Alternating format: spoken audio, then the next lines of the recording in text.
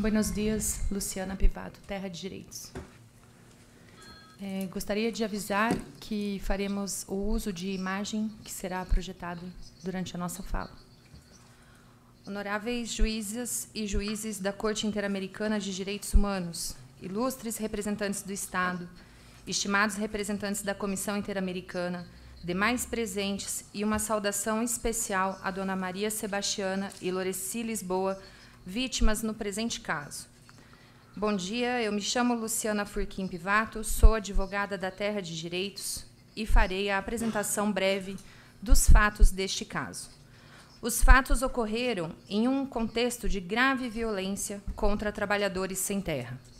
Entre 1994 e 2002, durante seus 2 mandatos, o então governador Jaime Lerner, aliado ao latifúndio e ao agronegócio, impôs intensa violência aos trabalhadores rurais no estado do Paraná, em especial aos pertencentes ao Movimento dos Trabalhadores Rurais Sem Terra, MST, deixando um grande saldo de violação a direitos humanos. Foram 16 assassinatos, 470 prisões de sem terra, 134 despejos violentos, segundo dados da Comissão Pastoral da Terra e do MST.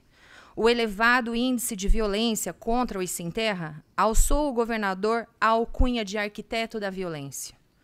No dia 2 de maio, cerca de 50 ônibus de trabalhadores rurais sem terra dirigiam-se à cidade de Curitiba, Paraná, para exercerem seu direito de protesto. Nas proximidades da cidade de Campo Largo, a BR-277 foi bloqueada pela Polícia Militar. Obedecendo à ordem ilegal dos policiais, os trabalhadores foram descendo dos ônibus e, pouco tempo depois, um dos policiais efetuou um disparo de arma de fogo com munição letal, que atingiu o senhor Antônio Tavares, matando-o. Os policiais passaram a atacar os trabalhadores, com disparos de armas, bombas, gás, cachorros, cacetetes e outros armamentos. No dia 3 de maio, foi instaurado um inquérito civil e, no dia seguinte, foi instaurado um inquérito militar. Em outubro de 2000, a Promotoria de Justiça da Auditoria Militar requereu o arquivamento do IPM, pedido que foi acolhido pelo juiz auditor em decisão de um parágrafo no dia 10 do mesmo mês. Enquanto isso, corria o inquérito civil. A denúncia foi recebida pela Justiça Comum apenas em abril de 2002. Mas teve vida curta. Em outubro do mesmo ano, a ação penal é trancada sob o argumento de que a decisão de arquivamento do IPM impedia o prosseguimento da ação na Justiça Comum. O Ministério Público se manifestou favorável à extinção da ação penal e, em 1º de julho de 2003, transitou em julgado a decisão. Com isso, a morte de Antônio Tavares, assim como as diversas violações de direitos humanos ocorridas naquele dia, nunca chegaram a ser objeto de uma investigação e persecução penal adequadas e nenhum agente público foi responsabilizado pelo ocorrido. Naquele dia, senhoras e senhores, centenas de trabalhadores sem terra ficaram feridos. A declaração prestada ontem pela vítima Loreci Lisboa comprova o que todos aqui podem observar nessas imagens. A ação da polícia feriu gravemente diversas pessoas. Algumas foram torturadas por horas, deixadas feridas sob o sol escaldante, sem água, sem socorro. Ney Orzekovski, liderança que foi preso durante o protesto, lembra até hoje que os policiais ameaçavam lhe matar, mostrando inclusive o cartucho de balas. Afirmou que só sentiu algum alívio quando foi colocado numa viatura com mais 8 feridos. Dentre elas, uma jovem grávida, porque pensou que, diante de tantas pessoas no carro, não iriam matar a todos. Levado à delegacia, foi colocado em uma cela com os demais, inclusive a jovem grávida, e um idoso com ferimento de bala na perna que não podia sequer se sentar. A situação só se alterou após a vinda de um deputado federal no local. Muitas destas vítimas sofreram agressões verbais, que lhes causaram danos psicológicos. Situação ainda mais grave foi sofrida por mulheres que, além de feridas, foram submetidas a violências psicológicas e humilhações, única e exclusivamente por sua condição de mulheres, chamadas de vagabundas, ameaçadas de morte. Muitas dessas vítimas sofreram agressões verbais que lhes causaram danos psicológicos. Situação ainda mais grave foi a sofrida por mulheres, que, além de feridas, foram submetidas a violências psicológicas e humilhações única e exclusivamente por sua condição de mulheres. Chamadas de vagabundas, ameaçadas de morte, como demonstra a declaração de Joselda Ivone Oliveira, com 17 anos à época dos fatos. Abro aspas, chamavam de uma coisa que me dói muito, que eu não consigo muito falar sobre isso. Chamavam muito de vagabunda, de puta. Cala a boca, sua puta. Cala a boca, sua vagabunda. Fecho aspas. Restou também comprovado que a prestação de socorro às vítimas feridas só se deu após a pressão de autoridades e advogados que chegaram na BR na tentativa de interromper a continuação da ação truculenta da polícia. Loreci também contou que o tratamento recebido na rede hospitalar foi igualmente degradante, humilhante e inadequado. Algumas das vítimas permaneceram, senhoras e senhores, por vários dias sem direito a roupas limpas, a banho, a medidas de higiene, cuidados estes que só foram prestados por outros militantes quando foram acolhidos em um centro religioso. A declaração prestada por José Damasceno ilustra a gravidade das violações sofridas pelas vítimas ao serem atendidas em um hospital. Damasceno foi buscar um dos feridos, Marcelo Kizak, que recebera alta médica, e relata: ele estava com balas ou estilhaços nos braços, e eles fizeram a cirurgia no braço dele, tiraram os estilhaços, as balas, sem colocar anestesia. Aquilo para mim foi muito marcante. Aí o cara já está ferido, aí chega no hospital, o hospital pega e faz a cirurgia para retirar sem anestesia. 2 torturas, não? Uma da polícia, outra do hospital. Muitas famílias não receberam notícias de seus entes. Alguns chegaram a ser dados como mortos. Em nenhum momento o Estado ofereceu qualquer tipo de apoio, como acesso a medicamentos, acompanhamento médico e psicológico. Com feridas graves, traumatizados, voltaram para suas casas e foram deixados aos cuidados de suas famílias, sem recursos financeiros, sem acompanhamento, sem nada. Em suma, as representantes das vítimas sustentam que restou totalmente demonstrado que Antônio Tavares e demais vítimas da ação policial faziam parte do MST e iam à cidade de Curitiba com a intenção de exercer o seu legítimo direito à manifestação e que, após serem impedidos pela polícia militar, uma intervenção desta mesma polícia levou à morte de Antônio Tavares pelo disparo letal por um de seus soldados. Feriu centenas e prendeu outros diversos trabalhadores e trabalhadoras, violações estas que nunca foram objetos de uma investigação imparcial, célere e de boa-fé. Este é o quadro geral a ser explorado nas falas seguintes. Passo a palavra para o senhor Eduardo Baker.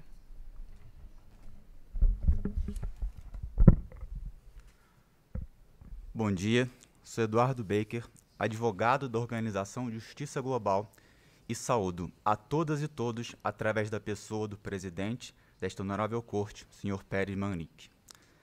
Tratarei da ausência de responsabilização dos agentes públicos envolvidos nos fatos de 2 de maio de 2000. A semelhança da maioria dos casos de violência cometidos por policiais militares no Brasil, as violações cometidas na BR-277, que resultaram na morte de Antônio Tavares, em inúmeros feridos e prisões ilegais, permanecem na impunidade até hoje. Na Justiça Militar, apesar das provas de autoria, o policial Joel de Lima foi absolvido. Na Justiça Estadual, a denúncia feita pelo Ministério Público contra o policial foi recebida e deu início a uma ação penal. No entanto, o Tribunal de Justiça pôs fim ao processo criminal sob o fundamento de que o caso já havia sido arquivado pela Justiça Militar. A Procuradoria de Justiça não recorreu desta decisão. Em relação aos ferimentos causados aos trabalhadores, não se tem notícia de que a investigação tenha sido feita, tampouco sobre instauração de ação penal. O itinerário das investigações está documentado e a perícia da professora Vieco detalha as engrenagens da impunidade no caso. A perícia indica falhas na apuração durante o inquérito militar, na atuação do Ministério Público Militar, do Juiz Auditor, assim como do Ministério Público e da Justiça estaduais. Sobre o inquérito, este não seguiu uma linha objetiva e imparcial de investigação, deixando de lado a apuração dos crimes militares e se voltando para as lesões sofridas por poucos policiais e para os danos ocasionados aos veículos públicos. Além disso, o encarregado do inquérito construiu uma narrativa criminalizante dos sem-terra.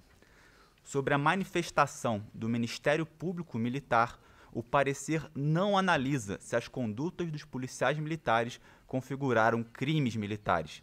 Requer o arquivamento pela suposta falta de indícios suficientes para ferir o cometimento de crime militar, pelo cumprimento de ordem superior legal e pela ocorrência de hipótese excludente de ilicitude. Chegou à mesma conclusão em relação a crimes comuns, extrapolando sua competência. Refere-se ainda aos manifestantes como arruaceiros. Sobre a decisão do juiz auditor militar, concluiu a perita que o arquivamento foi um ato nulo, pois a decisão não foi fundamentada como exige a Constituição. E porque a competência para definir sobre crime doloso praticado por policial militar contra a vida de um civil pertence à justiça comum.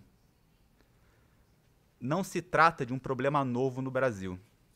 A administração da justiça, inclusive o Ministério Público, a violência policial e sua impunidade, a competência dos tribunais militares para julgar delitos comuns cometidos por policiais militares, há muito integram o rol dos principais problemas de direitos humanos no Brasil.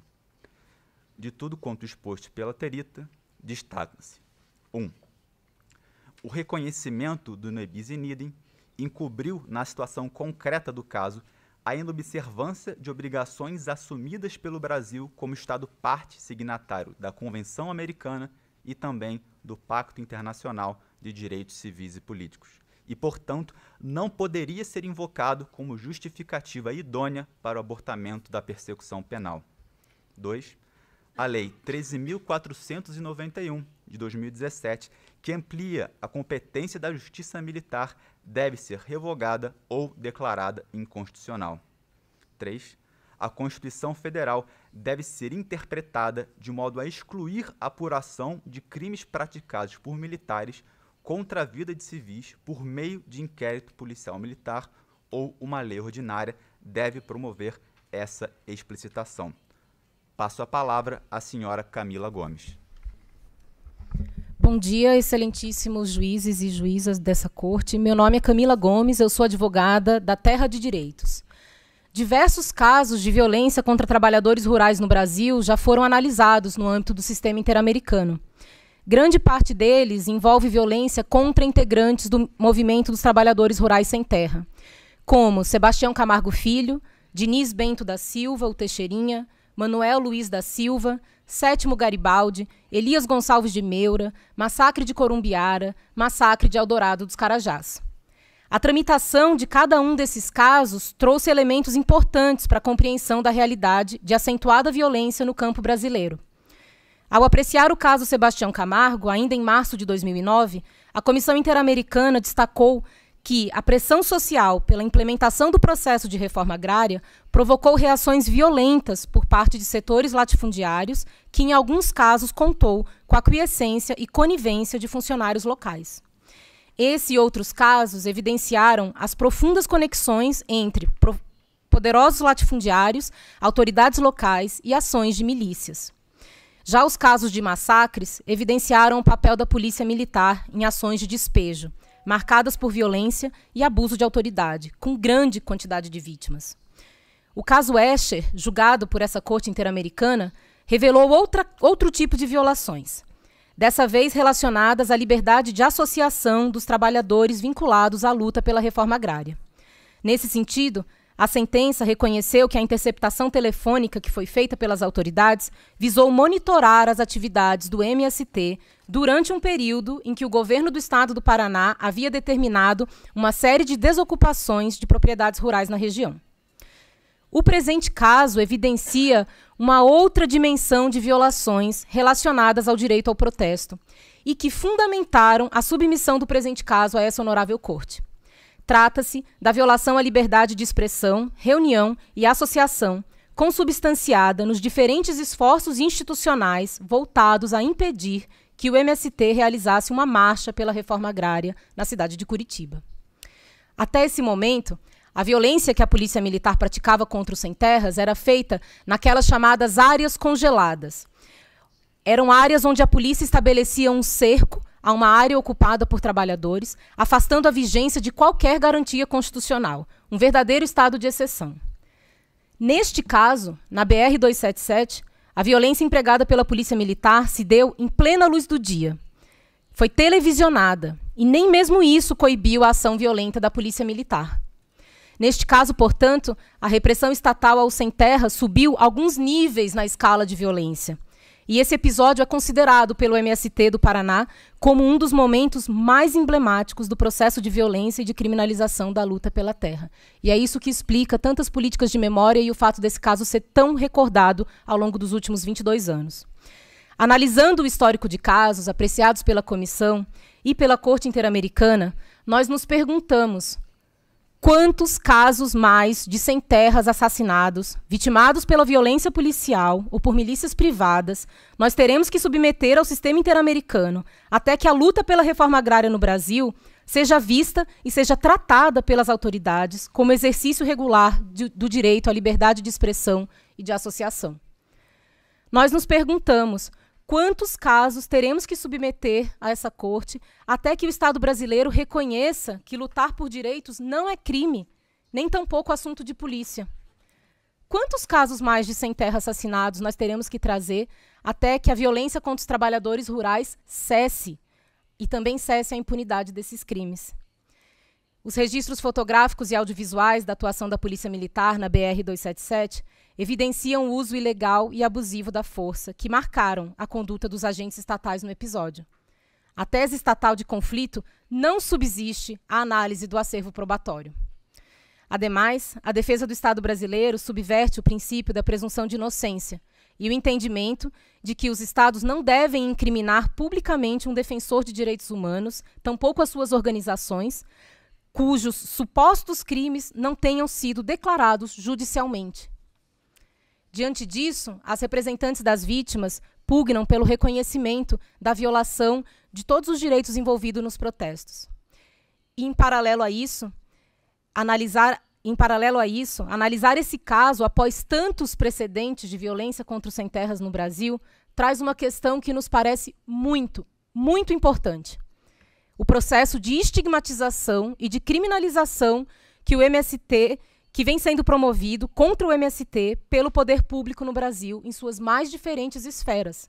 Nós temos exemplos de estigmatização e de criminalização do movimento do sem-terra feito pelo Poder Executivo, pelo Poder Judiciário, pelo Poder Legislativo no Brasil.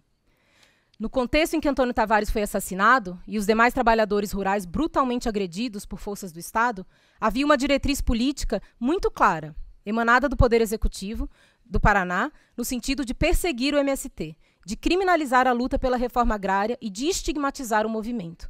Essa diretriz fica evidenciada no documentário chamado Arquiteto da Violência. Essa alcunha foi dada ao governador do Estado do Paraná no período.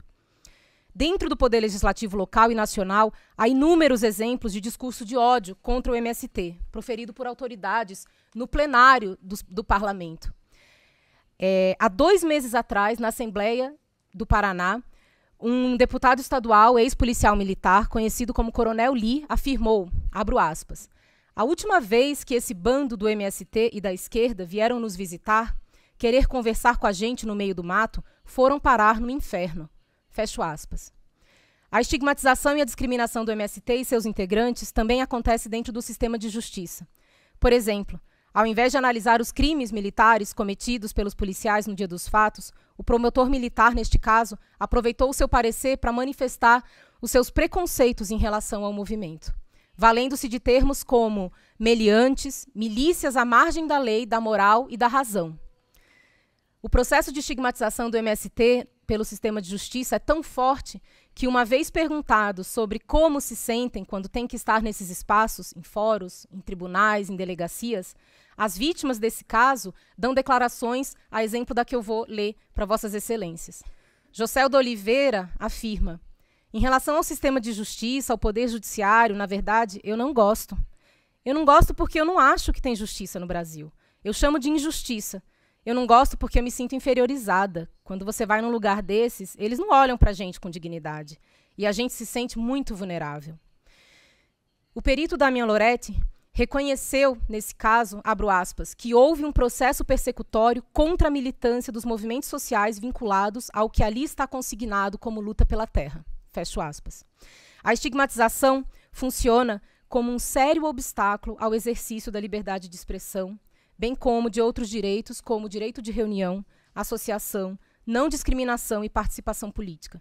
Além disso, dificulta o acesso das pessoas a direitos, fomenta a discriminação contra elas, de parte da sociedade e também das autoridades públicas. E, dessa forma, potencializa a violência contra o sem-terra e tem contribuído para a impunidade desses crimes. Em síntese, partimos da compreensão de que combater a estigmatização do MST, e este é um ponto essencial neste caso, é algo essencial para superar o quadro de violência contra os trabalhadores rurais no Brasil. E constitui, como disse, um elemento muito importante deste julgamento. Dentro do Brasil, quando representamos os trabalhadores rurais sem terra na justiça, precisamos dizer e enfatizar que são trabalhadores, que são decentes, que merecem respeito. Precisamos reivindicar que sejam tratados como quaisquer outros cidadãos. E precisamos explicar que a ocupação de terras improdutivas, à luz da Constituição, a ocupação dessas terras é uma forma de protesto e de denúncia, que eles não são invasores de propriedades alheias. Evidenciar o processo de estigmatização do MST é muito importante para compreender a dimensão das violações ocorridas no presente caso. No entanto, nós não queremos aproveitar esse momento em que temos a possibilidade de ser escutados por essa honorável corte somente para falar sobre a estigmatização e a criminalização. Nós queremos aproveitar esse momento para apresentar o movimento dos trabalhadores rurais sem terra. E, para isso, eu passo a palavra para Josiane Grosklaus, militante do MST e advogada. Bom dia a todos os presentes. Sou Josiane Grosklaus, advogada popular e militante do movimento dos trabalhadores rurais sem terra no estado do Paraná. A violência e as violações a direitos humanos marcam de forma muito perversa a vida das pessoas e dos coletivos vitimados. Em muitos casos, a violência é tão intensa que determina a vida das vítimas, mudando seu curso, alterando planos e projetos de vida. O MST luta contra os impactos da violência, de que tem sido alvo no Brasil desde a sua fundação. É precisamente isso que viemos fazer aqui, denunciar os impactos da violência em casos como o assassinato de Antônio Tavares, cuja luta por justiça completa longos 22 anos. O MST tem lutado contra os impactos da violência, lembrando e honrando aqueles que perderam suas vidas na luta pela reforma agrária, dando concretude aos dizeres que orientam a nossa organização. Por nossos mortos, nenhum minuto de silêncio, mas uma vida inteira de luta. O MST tem lutado contra os impactos da violência, ressignificando esses episódios de violência brutal e transformando-os em luta por direitos e fortalecimento da organização social. A PM do Paraná assassinou Antônio Tavares. O movimento ergueu um monumento em sua homenagem às margens da BR-277. Plantou dezenas de hortas agroecológicas com o seu nome. A cada dia 2 de maio, ele é lembrado. Colheitas são feitas, alimentos são distribuídos, novas sementes são plantadas. Essas ações são como o movimento denuncia para a eternidade histórica que o Estado tombou seu próprio cidadão apenas por preconceito e ódio, enquanto protegia interesses privados e escusos e impedia a reforma agrária. Não fosse por essa estratégia coletiva de lidar com o luto e com a violência do Estado, talvez o MST fosse hoje um dado do passado. Queremos aproveitar esse momento em que podemos ser ouvidos por essa corte para apresentar um pouco do MST como uma experiência coletiva de luta por direitos, de vida comunitária, com solidariedade, com produção de alimento saudável, com respeito pela terra e pela natureza. Diante da estrutura fundiária brasileira, historicamente concentrada e desigual, e do cenário de negação de direitos imposto aos camponeses, o movimento luta pelo direito à terra, pela reforma agrária, pela possibilidade de produzir alimentos saudáveis, pela garantia de acesso da população do campo a uma série de direitos como educação, saúde, trabalho, cultura e lazer. O MST é um dos movimentos sociais mais antigos do Brasil, fundado em janeiro de 1984. Atualmente, está presente em 24 estados, nas 5 regiões do país e está organizado em mais de uma centena de cooperativas e associações. Inspirado pela solidariedade que rege o movimento, o MST, durante a pandemia, distribuiu, a partir de sua própria produção, mais de 6 mil toneladas de alimentos nas cidades do Brasil. Trata-se, portanto, de um movimento social organizado em prol da reivindicação coletiva de direitos pelos trabalhadores e trabalhadoras rurais sem terra. Um movimento que tem inspirado a organização coletiva de camponeses de todo o mundo, o maior movimento social de base da história da América Latina. A organização coletiva através do MST significa para muitas pessoas a possibilidade de viver, de ser livre, de ter direitos. Para José Damasceno, vítima no presente caso, abro aspas, na minha maneira de ver, o MST se tornou uma família, muito mais que uma família, se tornou um projeto de sociedade, fecho aspas. Para Ireno Prochnow, vítima e um dos fundadores do MST, abro aspas, o movimento significa a minha liberdade. Essa organização, para mim, representa a liberdade das pessoas, a liberdade do ser humano, a liberdade da classe trabalhadora. O MST é uma experiência de sociedade que mostra que é possível ser solidário, preocupado com as crianças, com as mulheres, com os idosos. Fecho aspas. Uma parte importante do que se pretende com a tramitação desse caso, ao lado da justiça e reparação para todas as vítimas, é dignificar o movimento dos trabalhadores rurais sem terra, a sua história e a luta pela reforma agrária no Brasil. E, assim, reparar os efeitos nocivos que o processo de estigmatização promovido por autoridades brasileiras tem provocado, sendo a legitimação da violência estatal o pior deles. O governo criou e usou propagandas oficiais para passar a mensagem falsa de um movimento criminoso e a mentira de que a reforma agrária acontecia.